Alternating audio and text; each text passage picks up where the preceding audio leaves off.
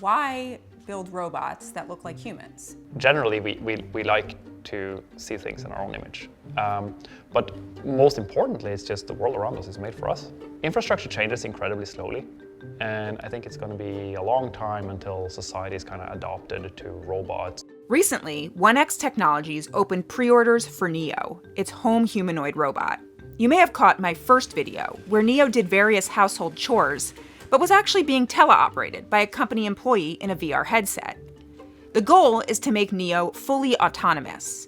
I sat down with 1X CEO Bernt Bornich before the launch to ask about where Neo is right now and where it's going. So I've met Neo before. I've seen Neo do a lot of things here today, but you want a lot of other people to start seeing Neo and to bring Neo into their homes. I do. So, I mean, we are coming up on the final moment where you can actually buy one. 2026 is going to be an incredibly exciting year. It's going to be the year where the first customers get this at home. It's going to be surprisingly useful, but it's not going to be perfect. If you are one of the first users in 2026, it's going to be kind of bumpy. And you're going to be part of this adventure that we're going on, where we're really pushing the frontier to create this beautiful future where we have an abundance of labor across society. We want to bring people in as early as possible and make sure that this change in society happens gradually, and it happens together with all of you that want to be part of this. And if that's something that really appeals to you, then I hope we get to know you in 2026. Take me back to the beginning. I mean, why did you make Neo? For me, this story kind of like starts when I was probably like 11 years old, maybe even before that. I was the kind of kid who always, I picked apart all of my mom's kitchen appliances because they had motors in them, so I could build things. When I was like 11, I got obsessed about humanoids, and I'm like, this is the future, right? It's like, and where is like... From movies or something? Yeah, there's so many iconic robots up through the years, right? So if you think about science fiction, you could do like Rosie the robot, right? Helping the family have more time for things that they actually value in life. Or Data helping humans explore the galaxy. Like, there's all these beautiful stories. I'm actually not so much like a fan of like the more dystopian view. I think like it's actually rare that you find these really nice sci-fi stories that have a positive outlook. But I wanted to make that happen. And I kind of followed the field ever since. When I started working on this, one of the first things that really like struck me was like, there's so much great technology that has been developed, but it doesn't actually have any impact. Mm-hmm. How do we actually get this out among people? Like, what is the missing link here? Like, why don't we have robots all around us? For me, it really came down to no one has really figured out how to make robots that are both safe, still capable. I mean, safe if you make a small toy, it's not hard, but like safe and still capable of doing most human labor. And also affordable, so that it can actually get distributed among us and get to scale. Because these general systems, like Neo, they only make sense at a certain scale. It's kind of like a computer, right? A computer is one heck of a complicated typewriter. But it's still the simplest, cheapest, most reliable typewriter today, because we've just produced them at such a scale, and the ecosystem around it is so big. This is kind of the same. It needs to get to scale. I love that you compare it to computer, because it is a computer, right? This is now going to be probably the most personal type of computer we've ever had. Tell me though, what are the types of parts of the computer inside Neo? Inside Neo, it really starts with some very, very powerful motors that we have developed here at 1X. These motors are so strong and light that instead of using the classical gears that you see in robots, we can actually pull on tendons loosely inspired by biology and muscles. And this allows Neo to move around not just quietly and smoothly, but also be very, very lightweight and be very low energy in motion, just like people. This is what makes Neo safe. But also, it's part of what makes it affordable, because it's this beautiful combination where you get like a simpler system that actually also is more performant. How much is Neo going to cost? The early adopter program for Neo is going to be $20,000 up front. And this is essentially, we want to ensure we have commitment from both sides. With our early adopters, we're going to go on this adventure together. But there'll also be a subscription model for $4.99 per month. Sometime in 2026, we will hit that kind of inflection point where this is so useful that this is something that might start to get mainstream adoption. Neo, it's 70 degrees here in California. Why are you wearing a sweater? Good question. Bernt, why am I wearing a sweater? Well, I mean, it's a combination of safety and just also generally aesthetics. I think as these machines kind of integrate into our everyday life, I'm a deep believer in them being soft and kind of visually pleasing, not these hard metal, kind of like industrial machines. So Neo's always wearing a sweater. You can think of it kind of like a skin, except if it was an actual skin, that would probably be pretty creepy. Yeah. And we really want to create these machines in a way that doesn't cross like the uncanny valley, but it's kind of like all the way at the edge.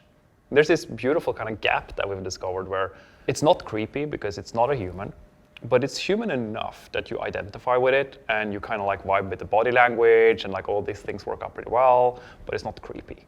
And also from a safety perspective, right? Neo is completely soft underneath. We want to make sure that that is like in a seamless manner where there's nowhere to pinch your fingers and just ensuring safety. Neo can see me right now, right? Yeah. Hi, Neo. Hello, Joanna. And who is the voice I'm hearing right now of Neo? I am a remote operator in a different room in the building. He's got 2 camera eyes. How else does Neo see and perceive the world? So Neo, just like us, Neo has pretty good eyes. It has very good directional audio. So this is very important because we want Neo to, the autonomy in Neo, right? When you're talking to what we call the companion feature, it can actually see if you're speaking or if you're speaking and attend to the right person, just answer you if you're actually addressing it, these kind of things. And also map back good body language, which really helps in the conversation. Every single joint in Neo, just like in us, in our muscles, right? We know roughly the amount of force we're applying. And then we have quite sophisticated tactile in the hands and the fingers, so that you can really sense, kind of like seeing what you're touching, right? We see with our fingers. And those things all kind of come together as the data input, goes into one big neural network, and then out comes the actions that Neo does. Are the camera eyes the main way that it sees? It is the only way. Humans do pretty well with 2 eyes and our fingers. I think from a product design perspective, there's this very important thing where you want to kind of align what the robot does and how it does it with how you expect it to happen. Right. So for this very good human-machine interaction to happen, let's say I'm going to the kitchen, right? And the robot's in the kitchen grabbing something in the fridge for me. Now, as we're passing each other, if the robot looks at me and then looks back to what it's doing, it kind of acknowledges me and like, okay, I know, it knows I'm here, it's fine, it's not gonna run into me, like these kind of things.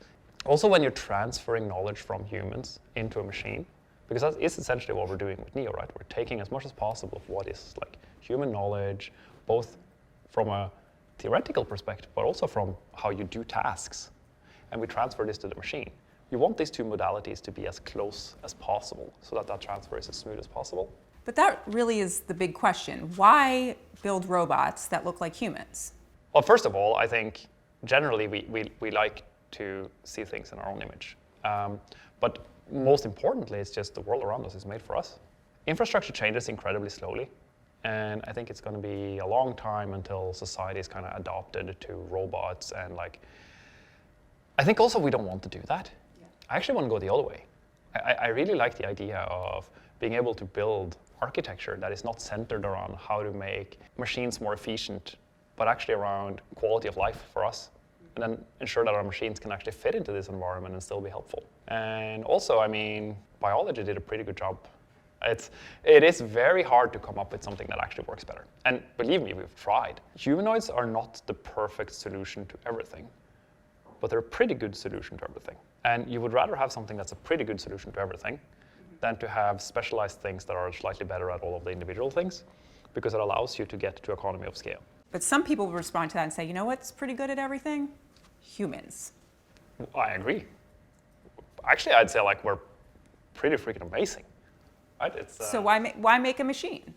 I think one of the main reasons to make a machine is the same as all up through history, right? We, as humans, we make tools that make us more productive because it allows us to get more out of our time, and we kind of move up in the value chain. And humanoids is no different. There's this notion in society right now that suddenly we'll wake up one day and like, people don't need to work anymore. And I actually think like that's more of a philosophical discussion, but that might actually be a very beautiful world if it's done correctly. But it's not what's going to happen. what is going to happen is that these machines are going to be powerful tools that is going to make us gradually more and more productive. When you're using ChatGPT today to write something, then you start by asking it, like, do this for me. It gives you something, and you're like, no, this wasn't what I wanted. And then you do it a couple of times, you refine it a bit, and then you get something that's okay, you edit a couple of things, you send it off. It saved you a lot of time. But you were actually kind of co-creating this together with this machine in this beautiful symbiosis. This is going to be no different. You will be continually telling your robot what to do, giving it feedback. It'll do most of the things pretty well. Some things it can't do, so then you'll step in and do it. But it will make you a lot more productive. And I think as a society, for us to keep progressing on our quality of life, and also to be able to actually give really good care to an aging population and all of these other societal problems that we have right now due to a changing demography across our population, we need to use more powerful tools. I think this is likely the most powerful tool developed at least in our generation, and maybe for many generations, but it's still a tool. What is Neo going to do in my life? Yeah, so let me speak from just my own experience, because I've had a Neo in my house now for quite a while. It's kind of exciting to see how much better it's gotten. Mm-hmm. It's in no way perfect yet, but there's this real power to seeing like things that like incrementally get better. What Neo is doing in my house right now is it's doing a lot of tidying, it's doing cleaning, it's very good at vacuuming.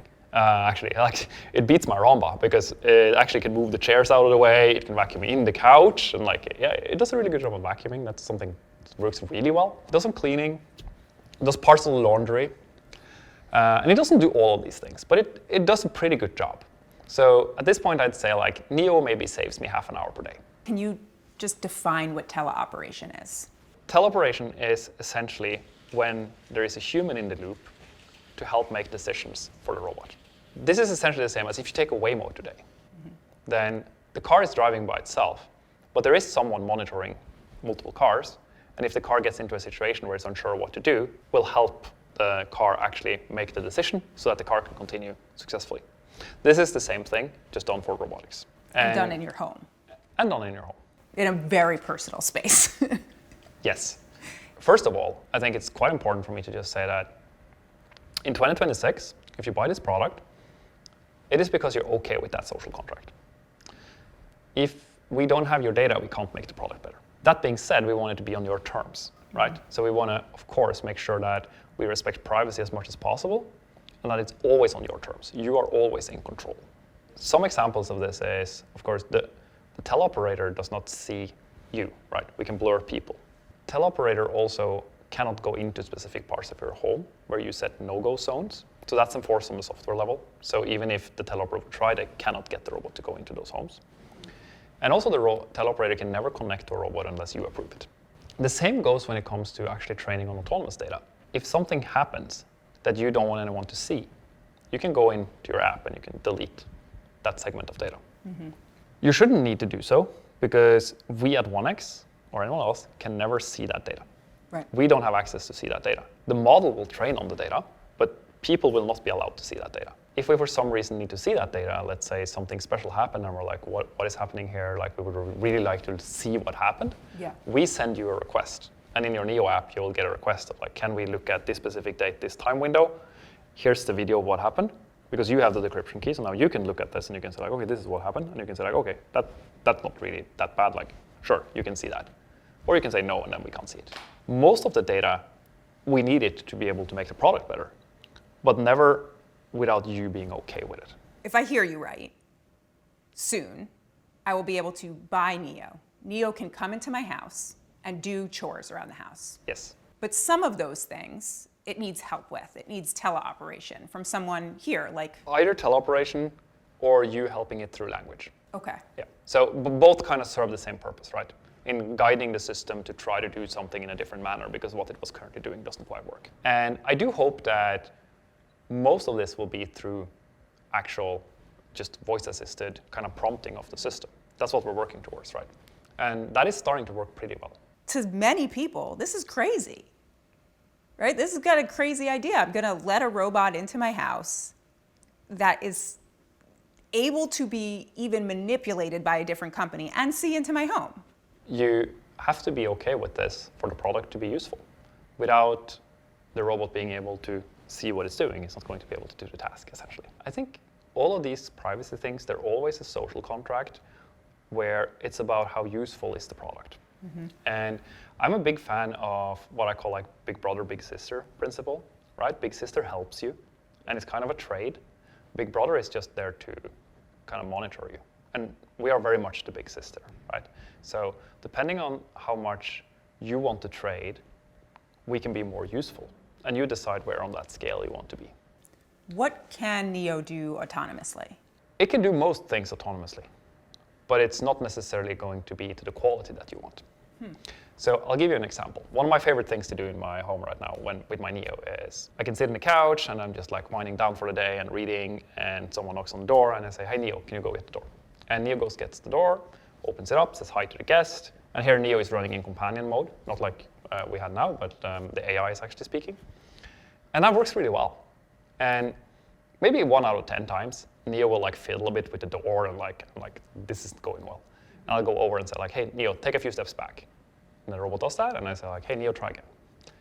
Open the door. And now maybe it works. This is of course also how the system gets better, right? And these failures are actually some of the most useful data we have to improve the system. Just give me a breakdown. So like you said, it can get the door. Is Yep. that something it's doing autonomously? Fully autonomously. What about unloading the dishwasher? On a good day. On a good What day. does that mean? Well, that means all like- your glasses broke? No.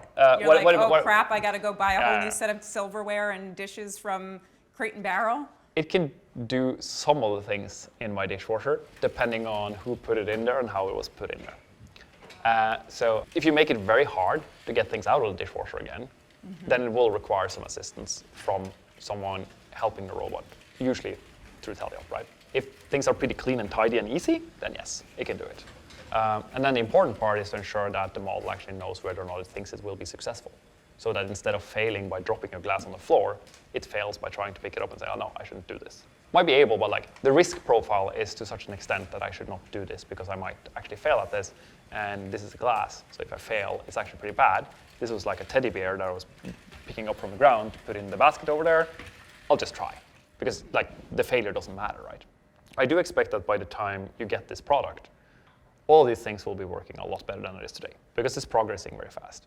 But I also do think that it's going to be a long time until everything just works. I don't think that's necessary. It's back to like, this is a powerful tool that makes you more productive, and it will be gradual. It's called like full autonomy. I think that's an AGI complete problem. And I think if you look at even like a coding agent today, right, they're not fully autonomous. You will be a manager of agents, and you're monitoring these 4 or 5 agents that are writing code for you, and you're verifying they did the right thing, and you're helping some that's stuck, and like, so through that lens, they're also not fully autonomous, right? Because they need oversight from humans. And I do think robots will need oversight from humans for quite a while. When I get the Neo in my house, or someone watching this gets their Neo in their house, how is that teleoperator going to maneuver Neo in their Yeah. home? So first of all, I'll tell you how it works now. Okay. Because one of the main reasons that we are shipping this so early as we are is because we want to develop this together with our customers. And we need the feedback to ensure that we do this in a manner that our customers feel is the best way to do this. To start back on the beginning, for me, the main teleoperation happening is when I'm here. And what I do then is I schedule what I want done in my house, and then Neo does these tasks. And I don't really micromanage whether that happens through AI or teleoperation. It does happen in practice, it happens through a mix. A manager of robots here is essentially then overseeing many robots in many homes and queuing up tasks that these robots will do. And this makes it also effective, right, with respect to cost. For some of the tasks, there might be parts where the robot does not know how to do this at all because it's never done it before. And you need to go in and actually use a VR headset and do the task through the robot to teach the robot how to do the task. I see. We don't need that much data for each task to do this. Usually it's like 100 hours is enough. And where are the operators going to be? In the beginning, we're going to keep them here, local. We care a lot about the quality of the service we provide, and we want to make sure that this is very high quality. And we also care actually a lot about how talented these operators are, because the better they are at controlling the system, the more the system learns. You're going to get a subset of operators that are delegated to you specifically with respect to just time scheduling. So you won't necessarily get the same operator every time. but it will be a very small number of operators that you get to know, so that you know who you are kind of inviting into your house, right? Just as if you were using a cleaning service, you would hopefully have a few people that like you have approved. Like, these are the people that I trust to come into my house that can help me. If I'm inviting somebody into my house, it's one person, right? Yes. And I know who they are. It's not going back to some corporation. It's not, I don't know how many other people behind that corporation could be watching this footage of my house. So it's not really like that. No, but we want to be very, very transparent with you what it is. And we are working extremely hard to minimize the kind of how many people see that, right? So explicitly in this case, 2 people see that.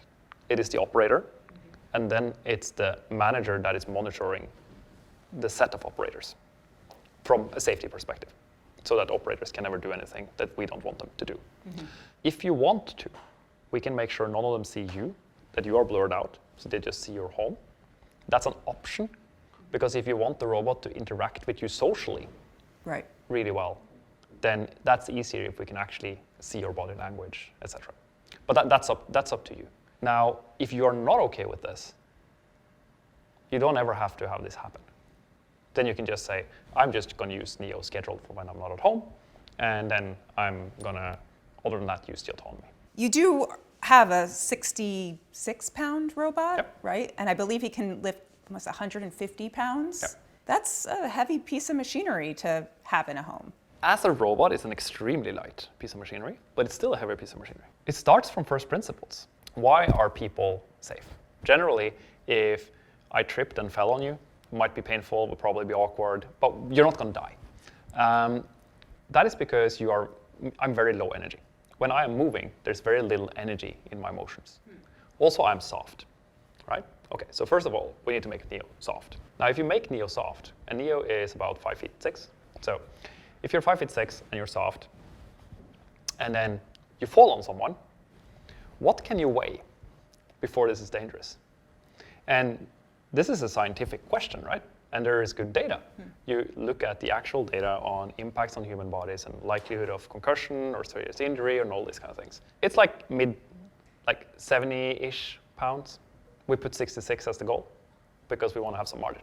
Then how fast can the robot actually move and still be safe? Again, it's just an energy question. So currently the answer is around 5 meters per second, which is about the speed of like most humans if you're not training for being fast. That's how fast Neo can move. Do you let Neo near your kids? I do, but I also make sure that my kids know how to behave around the robot. We are deploying with safety in mind from day one. We will not select the first early adopter to be someone who has a toddler, right? That does not make sense. But we'll make sure we get there as quickly as possible and that we are iteratively proving out safety. And that's also part of the journey. Say Neo's in my house and it's working and it decides, you know what? I'm just going to go take this very large table and try to drop it on Joanna. Mm-hmm.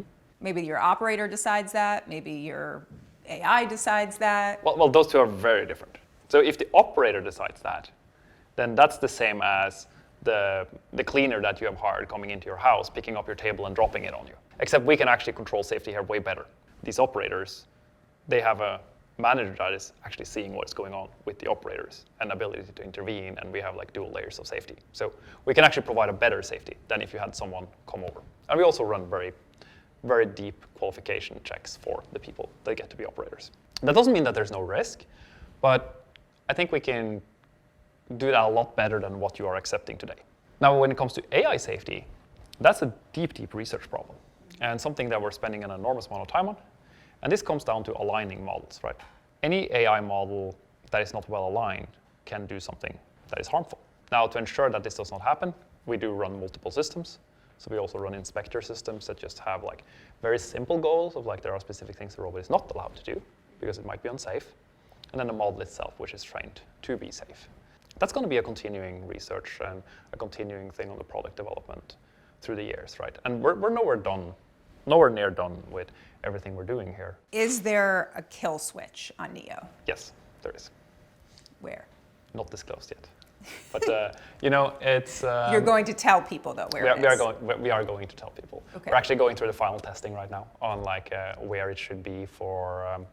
We have a couple of options open, but again, you are always in control, right? There's a physical safety switch. There's also a configurable stop word where you can, whatever the robot is doing, it will stop everything. Okay. If you tell it. And that's an override. It's a separate system. One nightmare example, Neo turns on the stove and throws some paper on and walks away. Can Neo do that? Will Neo do that? Neo will not do that. Physically, can the robot do that? Yes. Physically, can a lot of products in your home do something dangerous if they decided to? Yes. But again, we will ensure that that is not something that Neo is allowed to do. There are multiple layers of safety systems here that ensures that Neo cannot do something like this. So it's like things that Neo cannot do is like pick up something that is very hot, pick up something that's very heavy, pick up something that's very sharp. Neo decides it wants to come watch me sleep in the middle of the night. If you're worried about that, I would recommend setting your bedroom as a no-go zone. Then Neo cannot go there. You can also schedule and say, in these hours, Neo can not go into my bedroom. If you would like Neo to come in with a glass of water for you in the morning and still be allowed to get into your room. So there's a geofence that There's Neo a geofence. cannot come watch me sleep in the middle of the night. Yes. Can Neo put the dishes in the dishwasher so my wife doesn't yell at me anymore because she doesn't like how I put the dishes in? It can.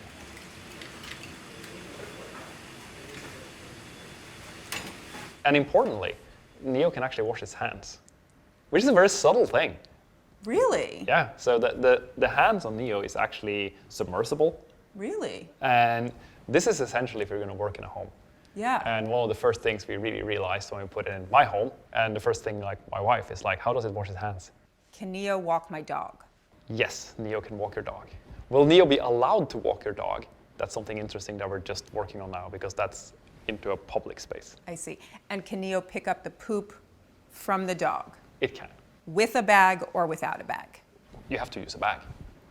I mean, it can But you rinse told me it Neo can can rinse wash its its hand, hands. but that would be kind of disgusting, right? It should use a bag. I think it should use a bag. Can Neo plunge a toilet? Yes.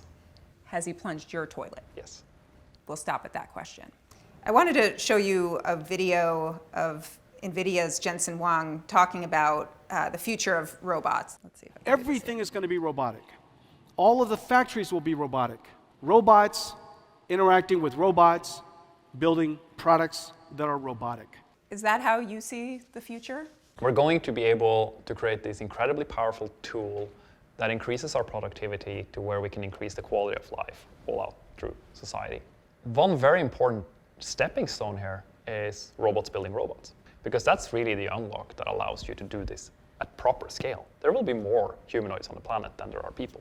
We're going to apply this to science, which I'm very, very hyped about. If you think about how bottlenecked we are today with exploring science, a lot of it comes down to just lab work, experiments, all of these kind of things. And if AIs do not become physical, humanity becomes kind of slaves to the AI running around, trying to do all of the AI's experiments to increase its knowledge and progress science. That is not the future I want to live in. I want to live in a future where we are in this symbiosis with the machines and where we are combining minds and creativity to progress science. And that means AIs need to be able to design, craft, and carry out experiments. What does Neo look like in 5 years? And what do we look like with Neo in 5 years? Everyone has a very high quality of life. Everyone has a feeling of independence, irregardless of their age or any kind of disability. I think we can have an enormous impact on care and ensuring that this is not something that we as a society have to do, but something that actually empowers those individuals. That, I think, is one of the most meaningful things that we will do. I think also we can generally grow the economy quite a bit to ensure we up the quality of life across society. And hopefully, in the long term, we can go from where we think about what we have to do to what do I want to do. This starts in our homes. It does, because when we are training AIs today, we're training them on the internet. And the internet is a very bad distribution of human knowledge and human intelligence and human life in general, right? Very small percentage of your life is uploaded to the internet. And that's not necessarily the right part of your life either. with respect to representing what it means to be human. The home is just this beautiful, diverse, chaotic environment. At least for me, I have 2 kids, where every day is different, right? Things move around. And also, it's just deeply social. And a lot of intelligence comes from this social context, right? A lot of our cognitive development has to do with social context. So for robots to become these machines that can actually really help us achieve this independence, I think they need to start by living and learning among us.